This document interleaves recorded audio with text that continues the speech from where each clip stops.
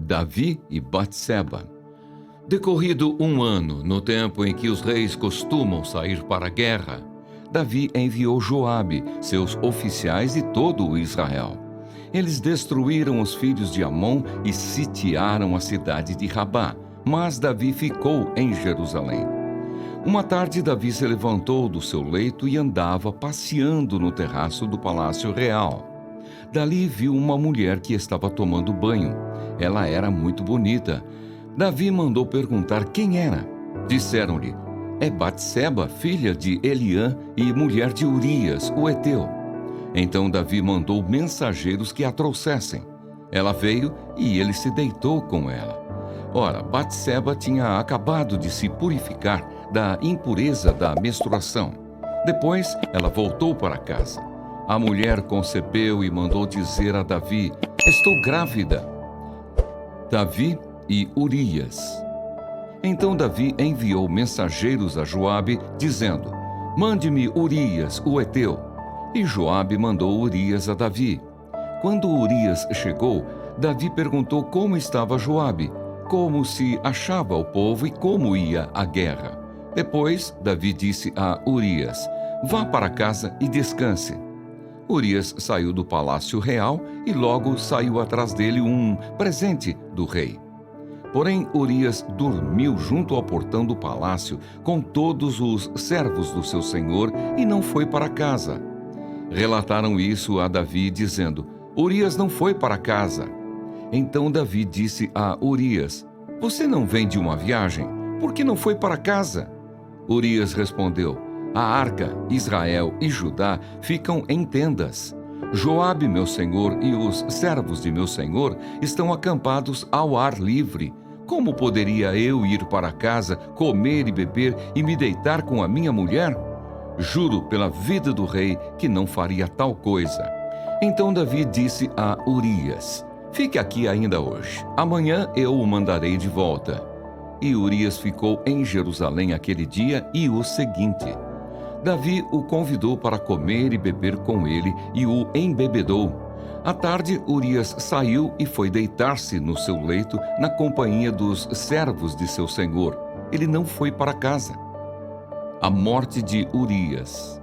Pela manhã, Davi escreveu uma carta a Joabe e a mandou por Urias. Na carta escreveu o seguinte: ponham Urias na linha de frente, onde o combate for mais intenso. Depois, deixem-no sozinho, para que seja ferido e morra. Tendo sitiado a cidade, Joabe pôs Urias no lugar onde sabia que estavam homens valentes. Os homens da cidade saíram e lutaram contra Joabe. Alguns dos oficiais de Davi foram mortos, e morreu também Urias, o heteu. Então Joabe enviou notícias a Davi, informando tudo o que havia acontecido na batalha. Deu ordem ao mensageiro, dizendo: quando você terminar de contar ao rei os acontecimentos desta batalha, é possível que ele fique indignado e pergunte: por que vocês chegaram assim perto da cidade para lutar? Não sabiam que eles iriam atirar da muralha? Quem matou Abimeleque, filho de Jerubessete? Não foi uma mulher que do alto da muralha lançou sobre ele uma pedra de moinho e o matou em Tebes? Por que vocês chegaram tão perto da muralha? Então você dirá: também morreu o seu servo Urias, o heteu. O mensageiro partiu e, chegando, contou a Davi tudo o que Joabe lhe havia mandado dizer. O mensageiro disse a Davi: na verdade, aqueles homens eram mais fortes do que nós e saíram para lutar contra nós em campo aberto. Mas nós fomos contra eles até a entrada do portão. Então os flecheiros do alto da muralha atiraram contra os servos do rei e alguns deles foram mortos. Também morreu o seu servo Urias, o heteu.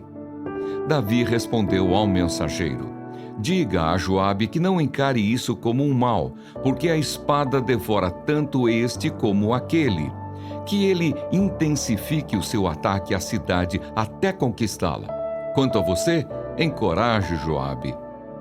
Davi casa com Batseba. Quando a mulher de Urias soube que o seu marido era morto, ela chorou por ele. Passado o luto, Davi mandou buscá-la e a trouxe para o palácio. Ela se tornou sua mulher e lhe deu um filho. Porém, isto que Davi tinha feito pareceu mal aos olhos do Senhor. Natã repreende Davi. O Senhor enviou Natã a Davi. Natã foi falar com Davi e lhe disse: havia numa cidade 2 homens, um rico e outro pobre. O rico tinha ovelhas e gado em grande número, mas o pobre não tinha coisa nenhuma, a não ser uma cordeirinha que havia comprado.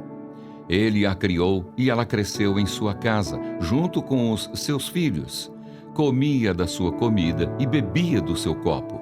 Dormia nos seus braços e ele a tinha como filha. Certo dia chegou um viajante à casa do homem rico e este não quis pegar uma das suas ovelhas ou um dos seus bois para dar de comer ao visitante que havia chegado. Em vez disso, pegou a cordeirinha do homem pobre e a preparou para o homem que havia chegado. Então o furor de Davi se acendeu contra aquele homem e ele disse a Natã: tão certo como vive o Senhor, o homem que fez isso deve ser morto. E pela cordeirinha restituirá 4 vezes, porque fez uma coisa dessas e porque não se compadeceu. Então Natã disse a Davi: esse homem é você. Assim diz o Senhor, o Deus de Israel: eu o ungi rei sobre Israel e eu o livrei das mãos de Saul. Eu lhe dei a casa de seu senhor e as mulheres de seu senhor em seus braços. Também lhe dei a casa de Israel e de Judá. E se isto fosse pouco, eu teria acrescentado tais e tais coisas. Por que então você desprezou a palavra do Senhor, fazendo o que era mal aos olhos dele? Com a espada você matou Urias, o heteu. Você tomou por esposa a mulher dele, depois de o matar com a espada dos filhos de Amon. Agora, pois, a espada jamais se afastará da sua casa, porque você me desprezou e tomou a mulher de Urias, o heteu, para ser sua mulher. Assim diz o Senhor: eis que farei com que de sua própria casa venha o mal sobre você. Tomarei as suas mulheres à sua própria vista e as darei a outro homem, que se deitará com elas em plena luz do dia. Porque você o fez em segredo, mas eu farei isso diante de todo o Israel e em plena luz do dia.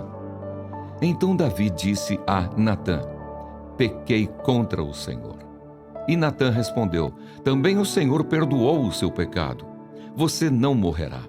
Mas porque com isto você deu motivo a que os inimigos do Senhor blasfemassem, também o filho que lhe nasceu morrerá. Então Natã foi para a sua casa. A morte do filho de Batseba. E o Senhor feriu a criança que a mulher de Urias teve com Davi, e a criança adoeceu gravemente. Davi suplicou a Deus pela criança. Davi jejuava e, entrando em casa, passava a noite deitado no chão. Então os anciãos do seu palácio se aproximaram dele para o levantar do chão. Porém, ele não quis e não comeu com eles. No 7º dia, a criança morreu. E os servos de Davi ficaram com medo de informá-lo de que a criança estava morta, porque diziam: quando a criança ainda estava viva, falávamos com ele, mas ele não dava ouvidos à nossa voz. Como então vamos dizer a ele que a criança morreu? Poderá fazer alguma loucura. Mas Davi notou que os seus servos cochichavam uns com os outros e entendeu que a criança havia morrido. Então perguntou: a criança morreu? Eles responderam: morreu. Então Davi se levantou do chão, lavou-se, ungiu-se, trocou de roupa, entrou na casa do Senhor e adorou. Depois voltou para o palácio e pediu comida. Puseram-na diante dele e ele comeu. Os seus servos lhe disseram: que é isto que o Senhor fez? Pela criança viva, o Senhor jejuou e chorou, mas depois que ela morreu, se levantou e se pôs a comer.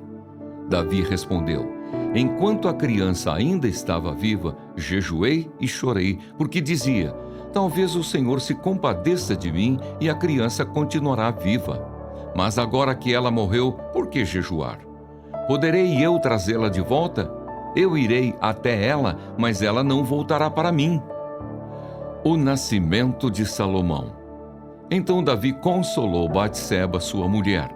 Teve relações com ela e ela teve um filho, a quem Davi deu o nome de Salomão. E o Senhor o amou. Davi o entregou nas mãos do profeta Natã, e este lhe chamou Jedidias, por causa do Senhor. Davi conquista Rabá. Enquanto isso, Joabe atacou Rabá dos filhos de Amon e tomou a cidade real.